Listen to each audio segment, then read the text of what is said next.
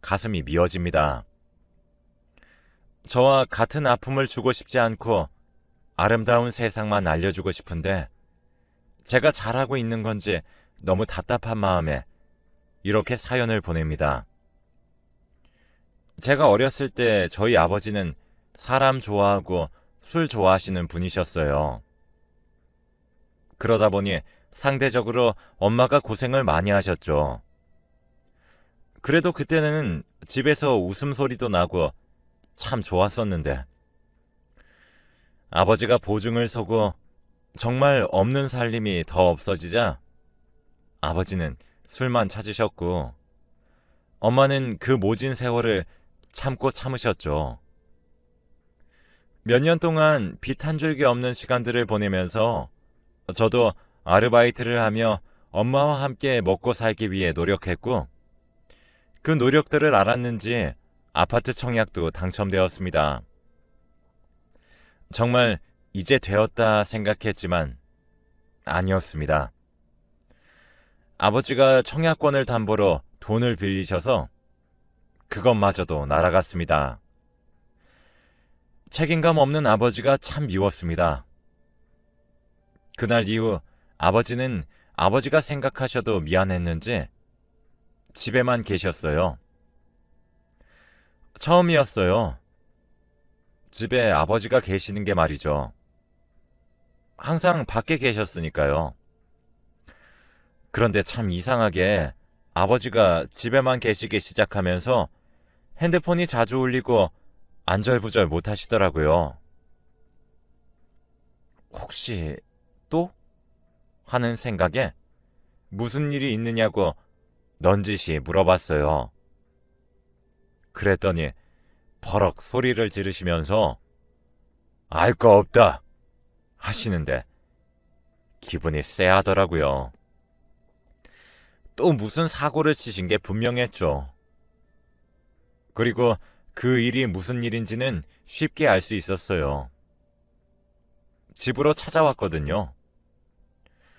너무 황당하게도 아버지에게 두 번째 부인이 있었고 아이도 있다는 거예요. 아버지는 아무 말씀 없으셨고 전 너무 화가 났어요. 대체 어떻게 하면 그렇게 무책임할 수가 있어요? 대체 우리한테 왜 그래요? 엄마하고 저로서는 부족하셨어요? 저 집에서 태어난 아이는 무슨 죄냐고요? 그런데 있죠. 소리쳤던 제 말에 대답을 한 건 집에 찾아온 아주머니였어요. 미안한데 우리 집에서 태어난 아이 너보다 오빠야. 엄마와 결혼하기 전부터 이어온 두 집 살림이더라고요. 그 아주머니가 집에 찾아온 이유는 아버지가 집에도 안 오고 연락도 안 받아서였어요. 아버지는 지금까지 엄마와 제가 힘들게 번 돈을 야금야금 챙겨 그 집에 생활비로 주었고 앞서 청약권을 담보로 돈을 빌렸던 것도 생활비를 주기 위해서였어요. 아니, 그렇게 좋아하면 저희 엄마와 결혼은 왜 한 걸까요? 그렇게 죽고 못 살겠으면 둘이서 행복하게 살면 되는 것 아닌가요? 저는 너무 참을 수 없어 엄마에게 이혼하시라고 했고 그래야 나도 살겠다 했는데 엄마는 이혼만큼은 못 하시겠다고 하시더군요. 그 이후 전 엄마도 아버지도 연락하지 않고 혼자 따로 나와 살았어요. 혼자 사니 매번 새로운 방식으로 사고를 치는 아버지도 없고 옆에서 보기 힘들 정도로 참는 미련한 엄마도 안 보이니 좋았어요. 하지만 평탄하게 살아온 인생이 아니라 그런지 외롭더라고요.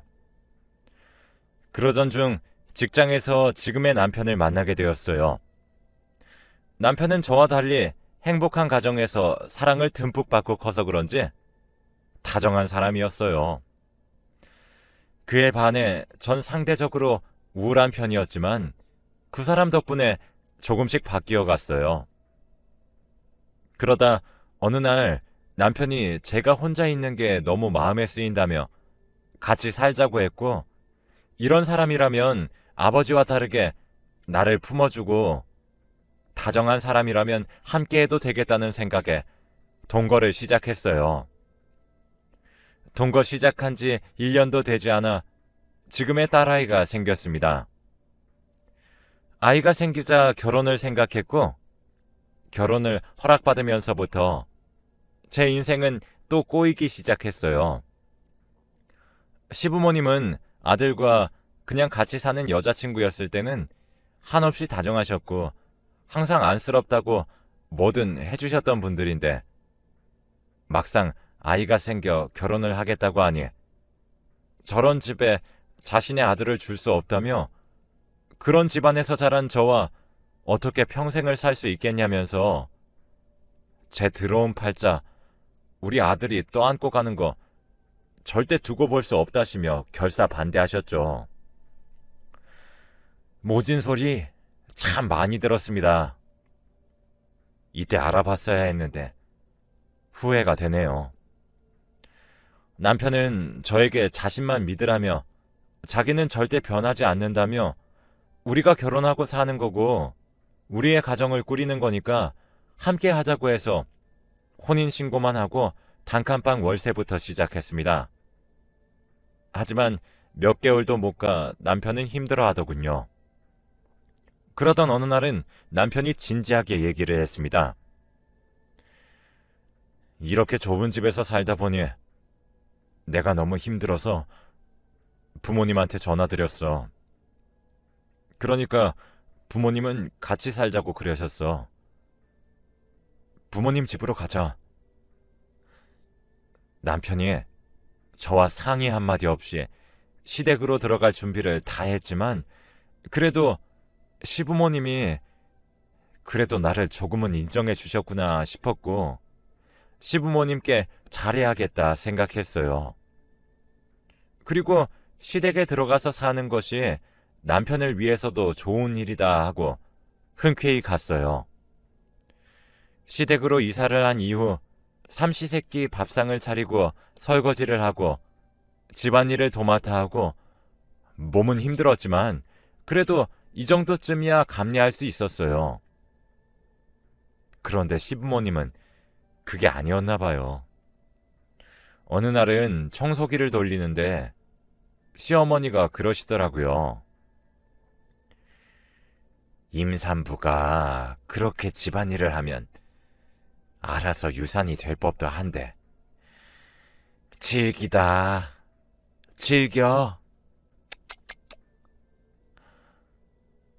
전 잘못 들은 줄 알고 아무 대꾸도 안 하고 묵묵히 청소를 하는데 뒤이어 어머니의 말씀에 얼음장이 되었고 단순히 허락해서 집에 오라고 하신 게 아니구나 느꼈어요.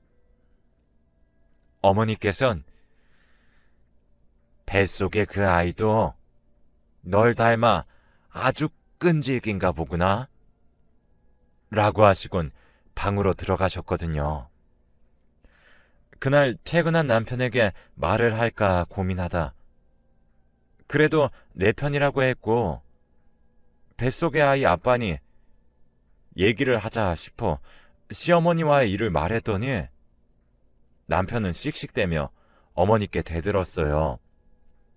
그랬더니 어머니께선 눈물바람으로 우시면서 드라마 보면서 혼잣말도 못하니? 어떻게 아무리 내가 마음에 안 드는 며느리를 봤다고 뱃속의 아이한테 그런 말을 했겠니? 넌 엄마를 그렇게 모르니? 아들 자식 키워봤자 쓸모가 없다더니 애도 너무하는구나 하시더라고요. 이 한마디에 남편이 수그러들며 오해가 있었나 봐. 엄마 죄송해요 하며 저에게 당신이 너무 예민해서 그랬나 봐 하더라고요. 전 어머니께 곧장 사과드렸고 어머니께선 괜찮다고 임신 중에 예민해지면 오해할 수 있다며 잘 지내보자고 하셨어요. 내가 너무 큰 오해를 했다고 자책하며 밤을 새웠고 아침이 밝자마자 어머니가 좋아하시는 것들로 밥상을 차려 어제의 일은 없었다는 듯 잘 넘어갔죠. 하지만 남편이 출근하면서부터는 집안의 분위기, 공기가 달라졌어요. 어머니는 보고 배운 게 없어서 그런가? 벌써부터 모자지간 사이를 이간질하고. 대단하구나. 너 닮은 아이 나오면 너처럼 재수 없는 팔자 닮나? 아, 그리고 병원은 너무 자주 가지 마라. 우리 아들이 피땀 흘려 번 돈으로 초음파 보는 거 돈 아깝다. 전 그제서야 알았어요. 어머니가 절 며느리로 허락해서 이 집에 들어오라 하신 것도 아니었고 단순한 오해도 아니란 사실을 말이죠. 그래서 어머니 앞에 무릎을 꿇고 제가 어떻게 해야 하면 되겠느냐 했어요. 그랬더니 어머니께서 너무 쉽게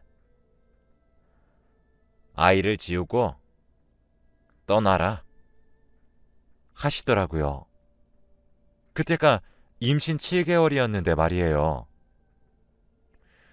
7개월이나 된 이 아이를 지켜야겠다고, 남편도 좋은 아빠가 되겠다고, 그래서 꼭 같이 잘 키우고 싶다고 했더니 어머니께서 웃으시면서 말씀하시더라고요. 우리 아들이 그렇게 착하다고, 불쌍한 사람 보면 꼭 도와줘야 하는 성격이라 어렸을 때부터 그러더니 커서도 이럴 줄 몰랐다. 단순히 네가 불쌍해서 불우이웃 돕듯이 그런 마음일 거고, 시간이 조금만 더 지나보면 너도 알게 될 거다 하셨죠. 그날 이후 남편이 출근하면 모든 게 마음에 안 드는 시어머니의 독설은 시작되었어요. 한 번은 남편과 있을 때였어요. 어머니께서 다른 시부모들은 며느리가 임신하면 보약을 한 첩 해준다던데 우리 며느리도 보약 한 첩 해줘야겠다. 점심 먹고 한약방 가자 하더군요. 전 어안이 벙벙했지만 알겠다고 하고 남편을 출근시킨 뒤 여느 때와 같이 집안일을 했어요. 그런데 정말 점심때가 되자 어머니께서 한약방에 가자 하시더군요.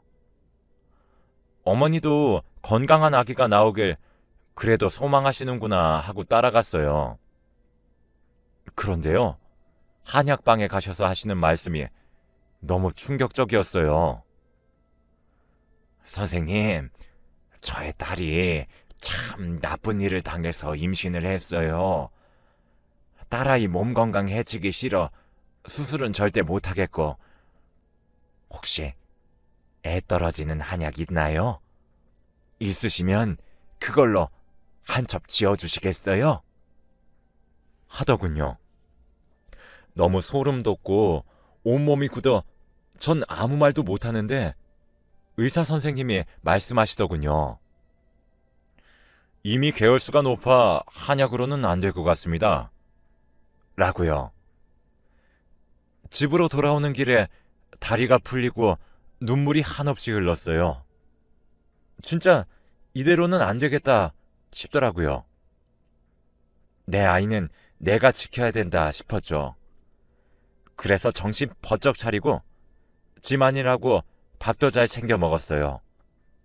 그런데 그때 어머니께서 말씀하셨어요. 야, 이제 불우이웃 돕기도 조만간 끝나겠다. 예전에 넌 그래도 날씬하니 볼맛이라도 있었지. 지금 네 꼴을 봐라. 너랑 가축 돼지랑 다를 게 뭐니? 하며 밥 먹고 있는 제 앞에 거울을 놓고 가시더라고요.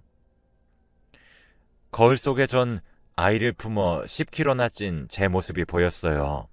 아가씨 때와는 다르게 퉁퉁해진 얼굴과 몸을 보니 참 서럽더라고요. 우리 아이 하나 지켜보겠다고, 우리 가정 한번 잘 만들어 보겠다고 노력한 것밖에 없는데 왜 자꾸 내게만 이런 시련이 생기는 건지 참 서러웠어요. 눈물을 참으며 꾸역꾸역 밥을 먹는 제 모습에 어머니는 역겹다며 방으로 들어가셨어요. 저도 더 이상은 안 될 것 같아 남편에게 말하기로 했죠. 그런데 남편은 자격지심이냐, 과대망상이냐 하더군요. 우리 엄마가 그럴 리 없지 않냐고 저를 되려 몰아세우더군요. 내 편이라 생각했는데 아니었던 거죠. 그냥 계속 어머니 아들이었던 거죠. 그러다 어느 날이었습니다. 남편의 제일 친한 친구가 불의의 사고를 당해 죽었다는 소식이 들렸고, 남편은 자다 말고 망연자실하며 장례식장에 가야겠다고 했어요. 사실 마음 같아서는 남편에게 출산일도 얼마 안 남았으니까 보내고 싶지가 않았어요. 하지만 남편에게 가장 소중한 친구란 사실을 제가 알고 있었기 때문에 차마 그런 말은 못하겠더라고요. 그래서 잘 보내주고 오라는 말만 해주었습니다. 회사에 휴가까지 쓴 남편은 3일 내내 장례식장에 있다 왔고, 돌아온 남편은 많이 초췌해져 있었어요. 저는 말없이 남편을 안아주며 달래주었어요. 그 다음날 전 산부인과 진료가 있어 잠시 나갔다 돌아왔어요. 그런데 집에 오니 남편이 화가 잔뜩 나 있더군요. 왜 그러냐 물었는데 들려오는 대답이 아주 가관이더라고요. 방에 혼자 있었는데 어머님이 방에 들어오셔서 괜찮냐고 물어보더랍니다. 괜찮다 대답했는데 어머니가 그러셨다고 하더라고요. 아내한테도 위로받지 못했을 텐데 엄마한테라도 기대렴. 그 말에 의아해진 남편이 왜 그렇게 말씀하시냐 물었대요. 그랬더니 말이죠. 어머니께서 남편이 장례식 간 날부터 임신한 와이프가 집에 있고 출산일도 얼마 안 남았는데 장례식 가는 게 말이 되냐며 제가 온갖 히스테리를 부렸다고 합니다.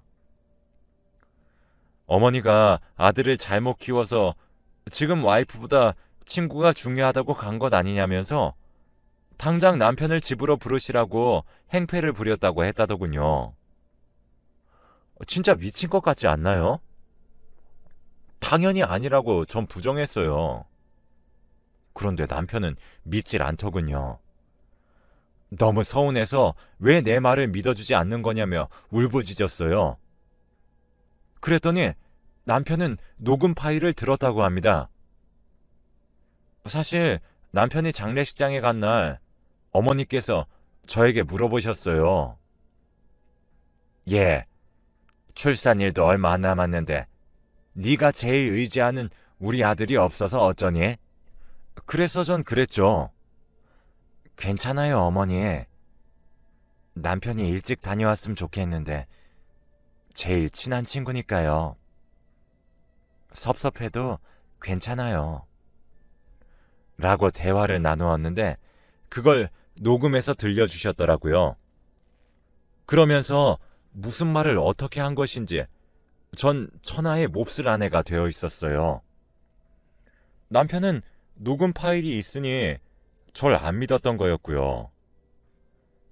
너무나도 억울했지만 그 당시 전 제 아이를 위해서 어머니께 했던 것처럼 남편에게도 무릎을 꿇고 빌었어요. 남편마저 안 믿어주니 너무 비참했지만 어쩔 도리가 없더라고요. 그렇게 비참한 순간에 갑자기 저희 엄마 생각이 나더군요.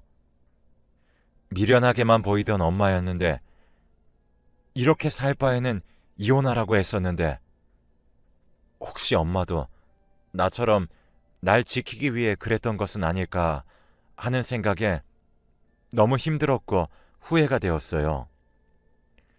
다음날 전 엄마 핸드폰으로 전화를 걸었고 집에서 뛰쳐나온 이후 처음으로 엄마와 만나기로 했어요.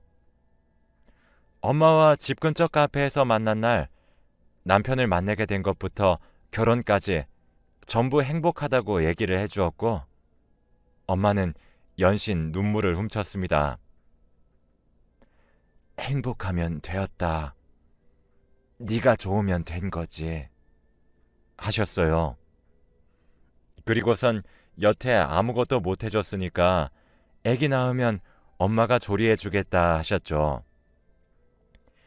넌 아무 걱정하지 마라. 아가, 이 엄마가 다 해놓을게. 하시는데 카페에서 주책맞게 목 놓아 울었네요. 엄마와 헤어질 때 제가 조금씩 모아놨던 비상금도 두 손에 쥐어드렸어요.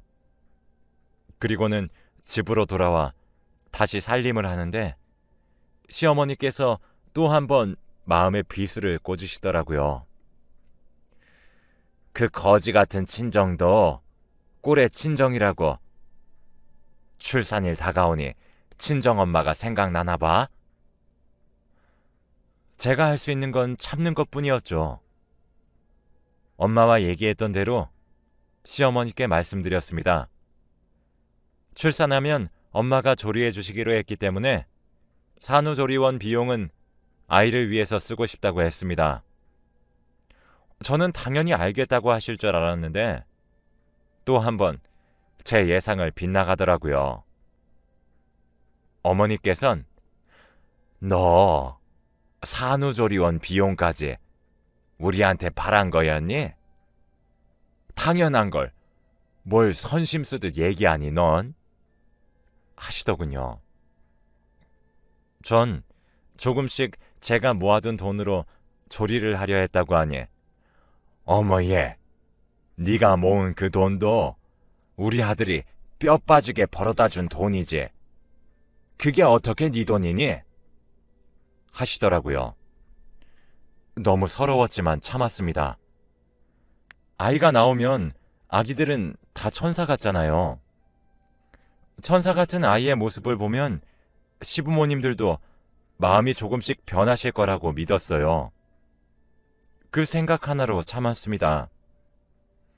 그렇게 참다 보니 어느새 예정일이 다가왔고 남편은 불가피하게 출장을 가게 되었어요. 남편이 가는 날 어머니께 혹여나 아기가 나오려고 진통이 시작되면 119 전화해서 같이 가시던가 너무 긴박하면 아버지가 운전하셔서 같이 좀 가주라고 부탁을 하고 가더군요.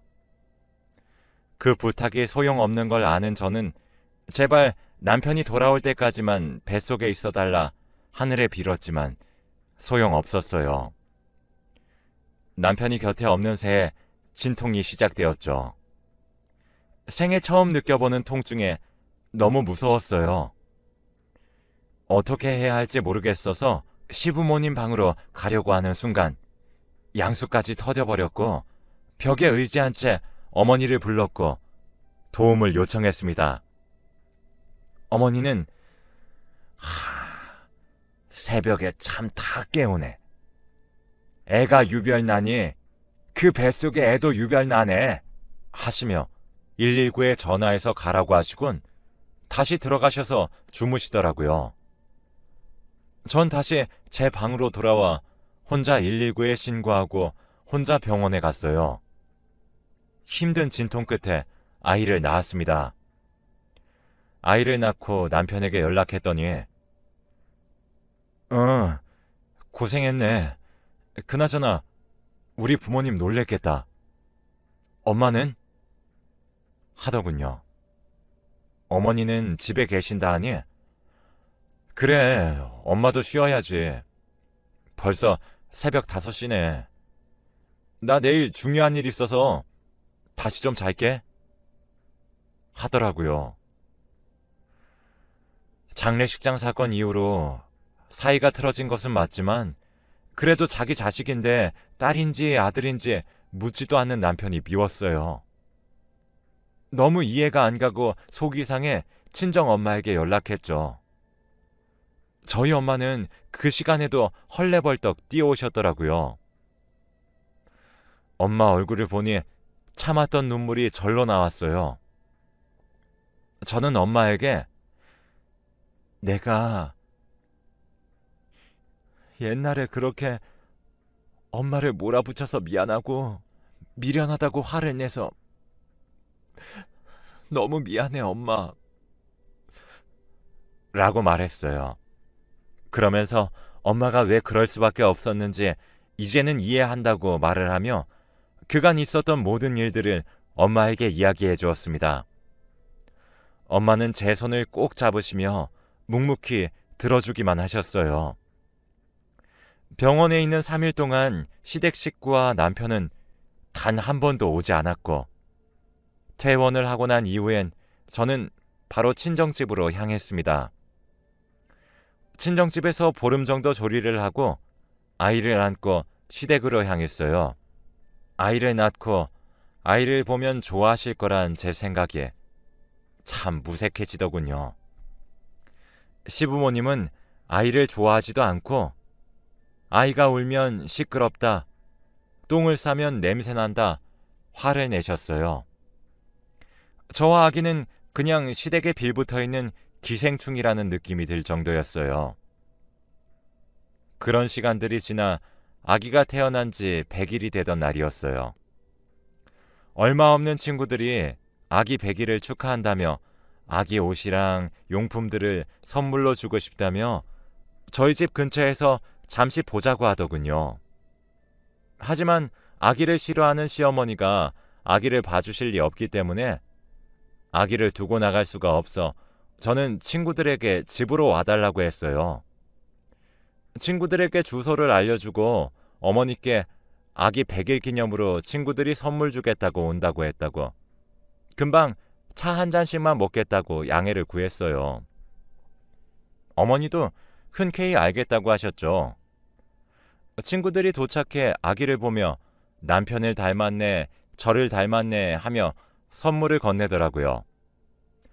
저는 너무 고맙다며 오랜만에 친구들과의 시간을 보내고 있는데 어머니께서 주스랑 과일을 가지고 오셔서는 우리 며느리 친구들이구나. 친구들은 다 너무 날씬하고 예쁘네. 원래 친구는 끼리끼리 논다던데. 우리 며느리는 무슨 코끼리도 아니고 왜 이렇게 뚱뚱한지 정말 걱정이 된다.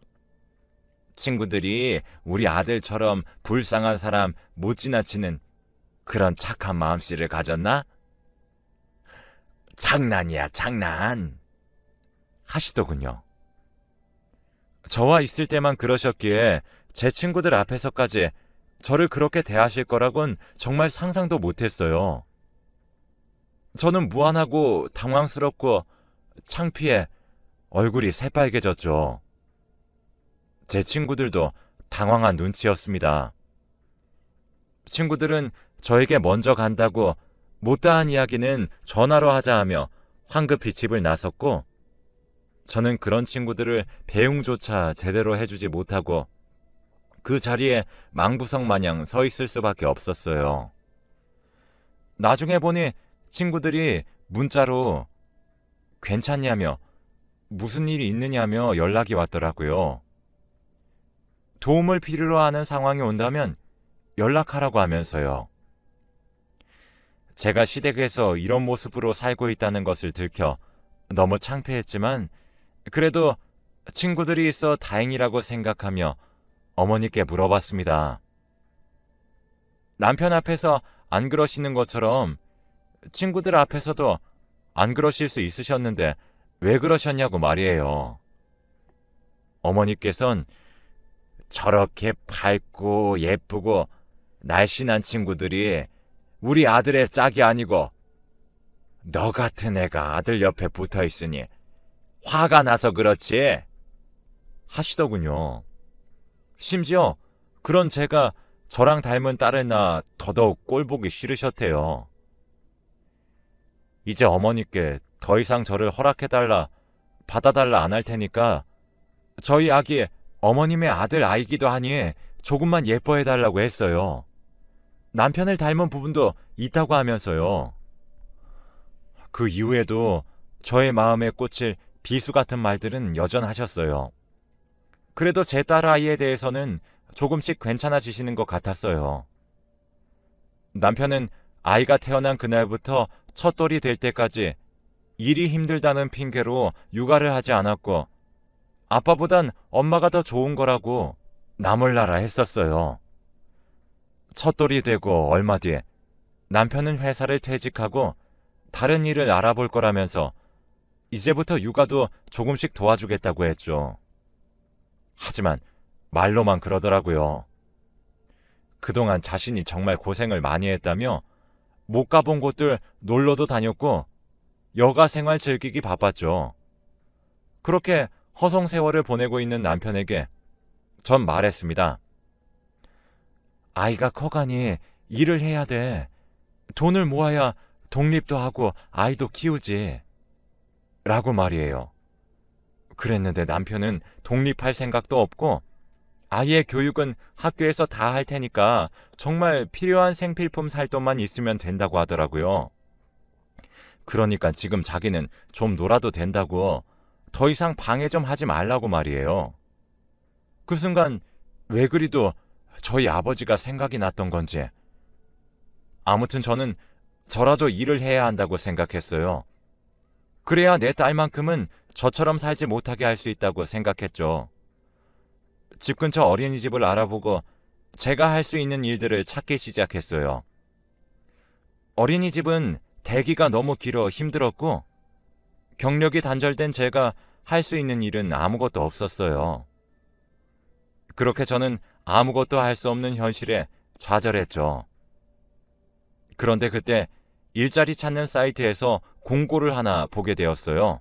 거기엔 나라에서 자격증을 취득할 수 있도록 지원해준다고 적혀 있었죠.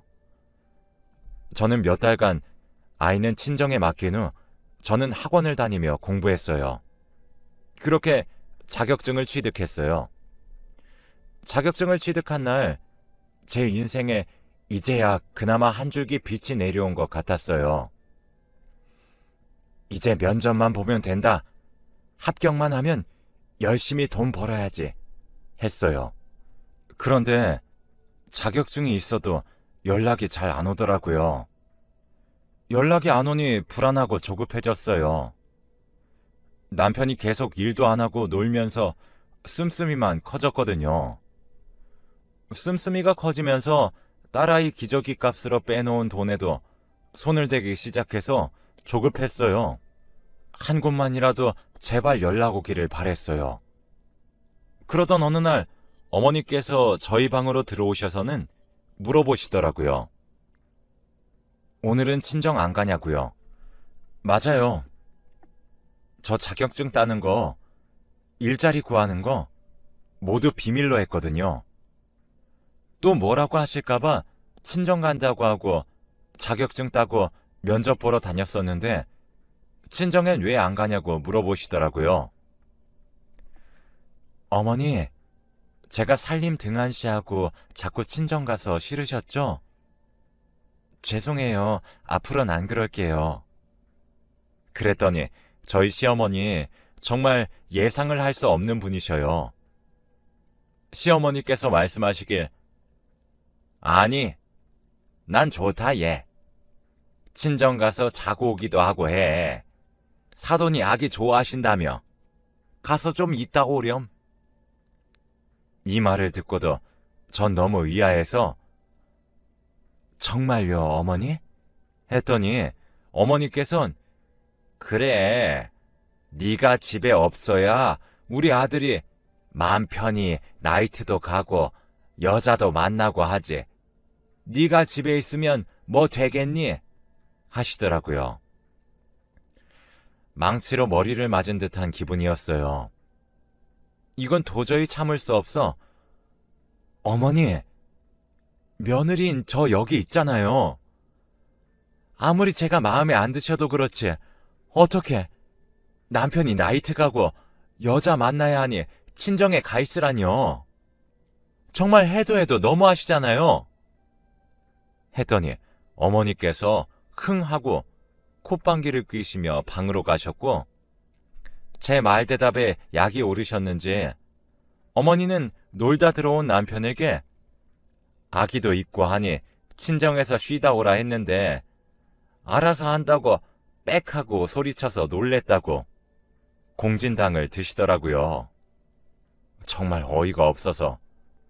그 말을 들은 남편은 제게 장례식 이후 지금까지 너의 이중인격 같은 모습에 이제 정말 지친다. 당장 어머니께 사과해. 라고 하더군요.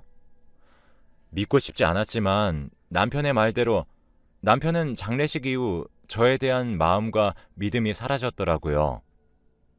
그 말을 들은 순간 전 남편에게 이혼을 요구했습니다. 본인의 아이도 내팽겨치고 와이프인 저의 말도 믿어주지 않는 저 사람을 나만 붙잡고 있었던 것 같아서요.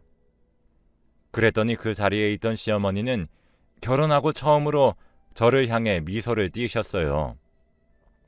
남편도 기회는 이때다 싶었는지 지금 말 나온 김에 법원 가자 하더라고요. 같이 법원에 가서 합의 이혼서를 내고 나왔어요. 아이가 있으면 3개월 정도 숙려기간이 주어지더군요. 숙려기간이 필요했을까 싶을 정도로 남편은 더 활기차게 유흥을 즐겼고, 전 친정집에서 목이 빠져라 일자리 합격만을 기다렸습니다. 왜냐하면 남편이 양육비를 지급할 수 없다고 했거든요. 일도 안 하는데 어떻게 주냐며 줄 돈이 없다고 하면서 유흥비로 흥청망청 돈을 썼죠. 저는 아이 기저귀 옷 한 번 사줄 돈이 없어 먹는 거 입는 거 줄여가며 생활했었거든요. 돈이 없어 양육비를 지급할 수 없다는 남편은 100만 원짜리 패딩을 사입더군요. 그때 알았어요. 내가 너무 바보 같았다고. 저런 사람을 믿고 가정을 꾸렸고 내 아이의 아빠라고 믿으며 내가 노력하면 변할 거라고 생각했었던 내가 바보였다고. 그날 이후 전 내가 나부터 아끼자는 마음으로 피 터지게 운동해서 임신하기 전 모습으로 돌아왔어요. 그러다 보니 사라졌던 자신감도 생겨 일자리도 얻게 되었어요. 시댁 식구들과의 일들이 떠오르지 않도록 열심히 일했고, 저도 딸아이도 어느 정도 자리를 잡아가기 시작했어요. 그런데 딸아이가 6살이 되던 해 남편은 아이가 보고 싶다며 뜬금없이 연락을 해왔고, 저는 여태 양육비 한 번 안 줬으면서 뭘 보고 싶냐고, 무슨 꿍꿍이냐고 물었더니 그냥 시간이 지나면서 저의 소중함을 알았다고, 아이도 어떻게 크는지 함께 보고 싶다고 재결합 얘기를 하더군요. 그 말에 약해졌지만 아이에게 아빠는 죽었다고 해둔 터라 어찌할 방법도 없고 다시 한번 휘둘릴 것 같아 전 제안을 거절했어요. 그랬더니 순순히 알겠다고 하면서 연락이 없더라고요. 참 이상했어요. 아니, 무슨 생각인지 무서웠어요. 그리고 일주일 뒤 일하고 있는데 모르는 번호로 연락이 왔어요. 대뜸 저에게 우리 오빠 자꾸 꼬시는 게 너니? 하더라고요. 저는 어리둥절해서 무슨 말씀이냐고 했더니 제 남편과 사귀는 사이고 결혼을 약속했다. 사정이 있어 결혼이 미뤄지고 있는 와중인데 그거 알고 지금 결혼 못하게 꼬시는 거 아니냐더라고요. 이게 무슨 뚱딴지 같은 얘기인지 전 너무 기가 차고 어이가 없어서 제가 왜요? 전 이미 그쪽 오빠랑 이혼해서 관심 없어요.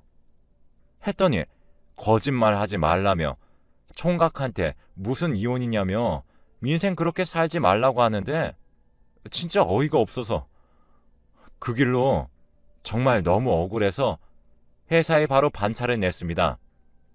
그리고 근처 동사무소에 가서 가족관계서, 혼인증명서 등등 뗄 수 있는 것들은 모두 다 떼서 그 여자한테 보내줬어요.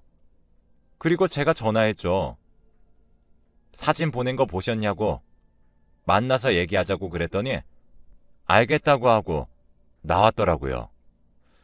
궁금하신 거 있으면 물어보시라고 대답해 드리겠다고 했더니 이 서류상에 있는 혼인신고 날짜가 맞는 거냐고 묻더군요. 맞다고 왜 그러시냐 했더니 세상에, 남편과 사귄 지 8년 되었대요.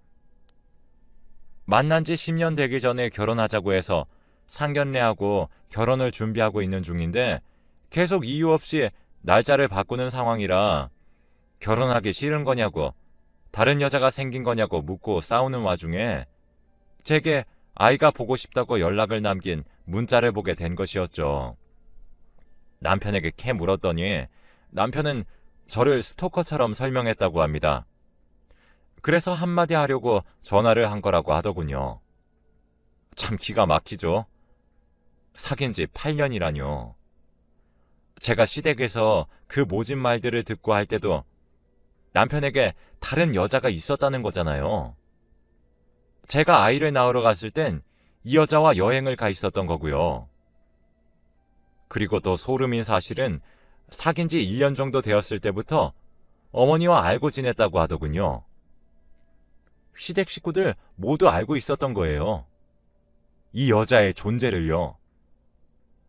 어머니가 좋아하실만 하더라고요. 어머니가 항상 말씀하셨던 있는 집 딸에 참 예쁘더라고요. 그래서 저에게 그렇게 하셨던 거겠죠. 전 한 사람의 인생을 구원해야겠다는 마음 하나로 그 여자에게 시댁에서 있었던 일을 얘기해줬고, 모든 이야기를 들은 그 여자는 눈물을 보이며 남편이 저에게 아이 보고 싶다고 한 날이자 다시 만나자는 재결합을 하자고 한 날이 상견례를 한 날이라고 하네요. 이래라 저래라 할 수 있는 입장도 아니니 잘 판단하셨으면 좋겠다는 말과 함께 자리에서 일어나 집에 와서 펑펑 울었어요. 왜 눈물이 났는지는 모르겠지만 눈물이 나더라고요. 그 사람 하나 보고 계속 버텼는데 그것도 아니라고 하니까 그랬던 건지, 그 이후 알고 싶지도 않았는데 남편이 화를 내며 전화가 왔어요.